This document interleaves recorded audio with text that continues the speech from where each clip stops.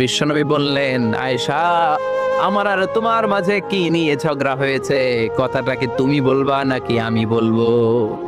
আম্মা জান আয়েশা বলেন, আপনি বলেন, তবে মিথ্যা বললেন না, যা ঘটছে ওইটাই বললেন। ওয়ালা তাকুলিল্লা হাক্কান, যেটা সত্য ওইটাই বলবেন, অন্য কিছু বলবেন না। আবু বকর রাদিয়াল্লাহু তাআলা আনহু তো শুনে রেগে মেগে আগুন। কি এত বড় সাহস, বিশ্বনবীর সামনে দাঁড়িয়ে তুমি এভাবে কথা বলো? এই আদব শিক্ষা দিয়েছি তোমাকে আমি। রেগে গেলেন। বিশ্বনবী কি সত্য ছাড়া মিথ্যা কিছু বলবেন? রেগে মেগে চিৎকার করে মেয়ের গালের মধ্যে দিলেন এক চপেট আঘাত। এক থাপ্পড় খেয়ে আম্মা জান আয়েশা উল্টায় পড়লেন। আবার মারার জন্য সাইয়েদনা আবু বকর রাগে গড়গড় করছিলেন, মেয়েরে আবার মারার জন্য উদ্যত হলেন।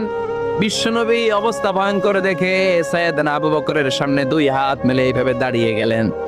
বিশ্বনবীকে যখন আবু বকর রাদিয়াল্লাহু তাআলা আনহু দাঁড়াতে দেখলেন, সাইয়েদনা আবু বকর মুহূর্তের মধ্যে থেমে গেলেন। সুবহানাল্লাহ পড়ে।